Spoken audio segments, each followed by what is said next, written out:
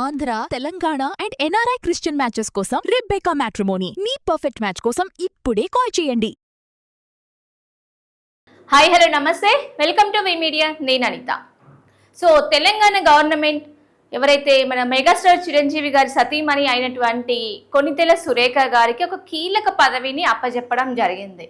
అంటే తెలంగాణలో సుప్రసిద్ధమైనటువంటి మన యాదగిరిగుట్ట టెంపుల్, అతి పుణ్యక్షేత్రమైనటువంటి యాదగిరిగుట్ట టెంపుల్కి ఒక 18 మెంబర్స్ సభ్యులతో ఒక నూతన పాలక మండలిని కేటాయించడం జరిగింది. అందులో ఒక మెంబర్గా కొణితెల సురేఖ గారిని కూడా చేర్చడం జరిగింది.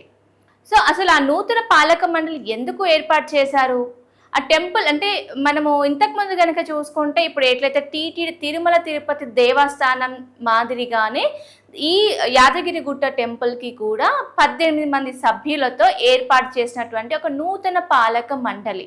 ఆ పాలక మండలిలో ఉన్నటువంటి సభ్యులు ఆ టెంపుల్ యొక్క బాధ్యతలు చూసుకోవడానికి ఒక కమిటీ మెంబర్గా ఉన్నటువంటి కమిటీని క్రియేట్ చేసి అందులో మెగాస్టార్ చిరంజీవి గారి సతీమణి అయినటువంటి సురేఖ కొణితెల గారిని సభ్యుల్లో ఒక మెంబర్గా యాడ్ చేయడం జరిగింది మన తెలంగాణ ప్రభుత్వము.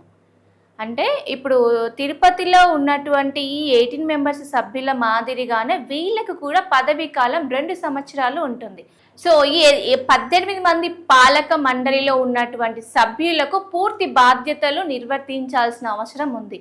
అసలు ఆ 18 మంది సభ్యులు ఎవరు ఏంటి ఒక్కసారి మనం చూద్దాము.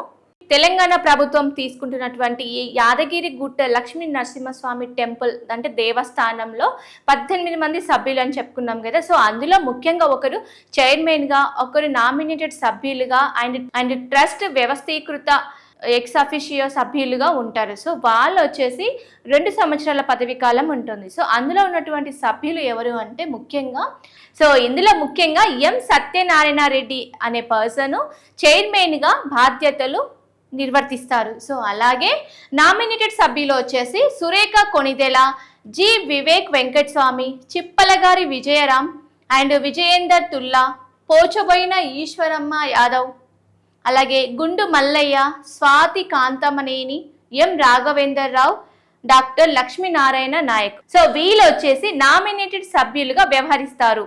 సో తర్వాత ఎక్స్ అఫీషియల్ సభ్యుల గురించి మాట్లాడితే ప్రధాన కార్యదర్శి అండ్ రెవెన్యూ శాఖ ముఖ్య కార్యదర్శి, అలాగే ఎండోమెంట్ కమిషనర్, యాదాద్రి భువనగిరి జిల్లా కలెక్టర్, అలాగే యాదగిరిగుట్ట టెంపుల్ డెవలప్మెంట్ అథారిటీ అయినటువంటి వైస్ చైర్మన్, అలాగే యాదగిరిగుట్ట దేవస్థానం ఎగ్జిక్యూటివ్ ఆఫీసర్ అండ్ స్థానచార్యులు అయినటువంటి సీనియర్ ప్రధాన అర్చకులు ఇందులో ఎక్స్ అఫీషియల్ సభ్యులుగా వ్యవహరిస్తున్నారు.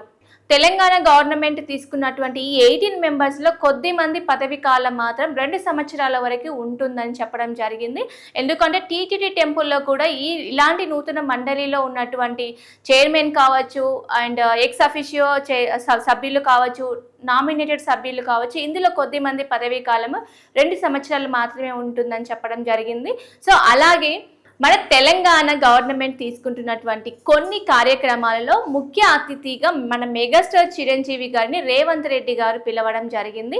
సో అదే సందర్భంలో వారి యొక్క సతీమణి అయినటువంటి సురేఖ కొణిదెల గారికి ఎవరైతే నూతన పాలక మండలి ఏర్పాటు చేశారో మన గవర్నమెంట్, సో అందులో ఒక మెంబర్గా, ఒక సభ్యురాలిగా కీలకమైనటువంటి పదవి ఇవ్వడం విశేషంగా మనం చెప్తున్నారు. ఎందుకంటే ఇప్పుడు మిగతా ఎవరైతే సభ్యుల మెంబర్స్ ఎవరైతే చైర్మన్ కావచ్చు వాళ్ళైతే ఉన్నారో, సో వాళ్ళ గురించి మనం మాట్లాడకుండా ఒక సెలబ్రిటీ హోదాలో ఉన్నటువంటి ఒక మెగాస్టార్ చిరంజీవి గారి సతీమణి ఇందులో చేర్చడం చాలా చర్చనీయాంశంగా సోషల్ మీడియాలో వైరల్ అవుతున్న విషయము. సో ఏంటంటే మనం ఇంతమందికి మాట్లాడుకున్నట్టుగానే వీరి యొక్క పదవి బాధ్యతలు వీరు పూర్తిగా నిర్వర్తించాలి అని చెప్పేసి తెలంగాణ గవర్నమెంట్ తీసుకున్నటువంటి ఈ నిర్ణయము.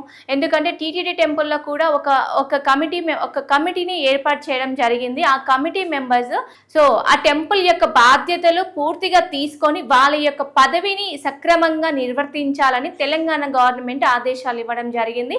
సో అలాగే టీటీడీ టెంపుల్ ఎలా అయితే కమిటీ మెంబర్స్ని నిర్ణయించిందో అలాగే యాదగిరిగుట్ట అంటే శ్రీ లక్ష్మీ నరసింహస్వామి టెంపుల్ కి కూడా ఒక బాధ్యతాయుతంగా ఒక కమిటీని నిర్ణయించాలని చెప్పేసి తెలంగాణ గవర్నమెంట్ తీసుకున్నటువంటి ఈ నిర్ణయము.